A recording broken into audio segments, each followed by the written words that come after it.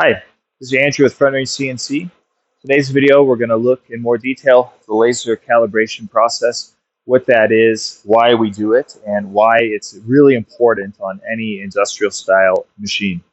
So before we can really show you the changes of that table, let's kind of talk about what it actually is. So we've got a Renishaw ML10 laser here. This is capable of measuring to 5 decimal places in inches.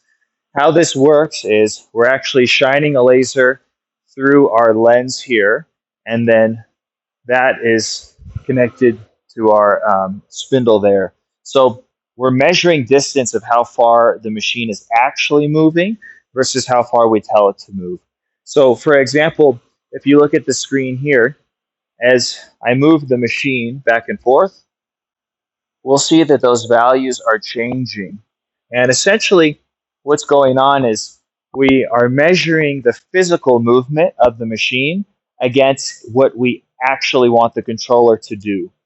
Without any kind of laser calibration, you can't do a compensation table. And the way a compensation table works is we divide the table up into 5-inch by 5-inch squares. And across the entire table, we have values for each of those squares. And what that means is that as the controller and machine are moving throughout, they're making intelligent calculations to adjust. Maybe it's 2 thousandths in this square, maybe it's 5 thousandths in that one, maybe it's 1 thousandths in that. And that is how you get a really accurate end result in what you're cutting.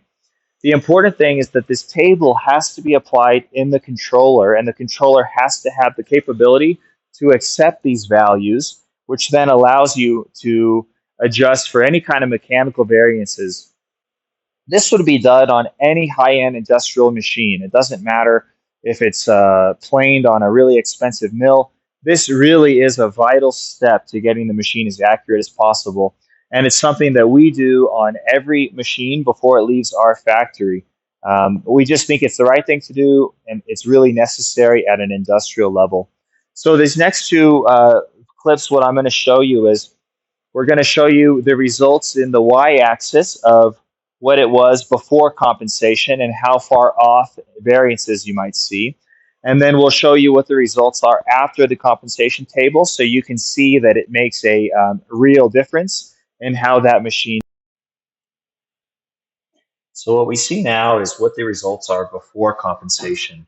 We've asked the machine to go 5 inches, and it's gone 2 thousandths too far. So this is a value that we will compensate, basically telling the machine, next time you're in this area, go 2 thousandths less because it's just slightly overstepping. You can see it again at 10 inches, we've gone 3 thousandths past.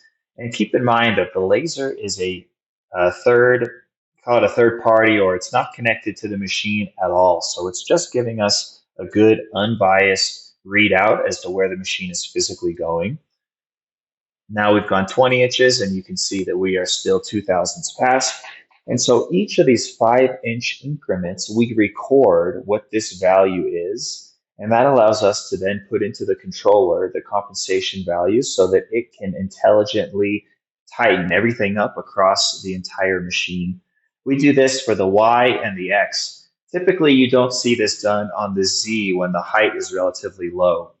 In this case, our clearance in travel is under 10 inches, so we're not going to affect anything in there. And this one, you can see we're 4 thousandths over. So now after compensation, we can see what our values look like as we go across the entire distance of the Y. And again, we do this for the entire distance of the Y as well as the entire distance of the X. So now we're within 1 thousandths, 1 thousandths.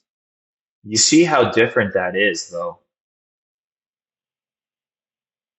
We do all of this before it leaves the factory here so that we can make sure the machine is as accurate as possible before it ever leaves. We get everything within 1 thousandths of an inch for tolerance, and that's what allows us to feel good about shipping out the machines for, even some really high precision needs.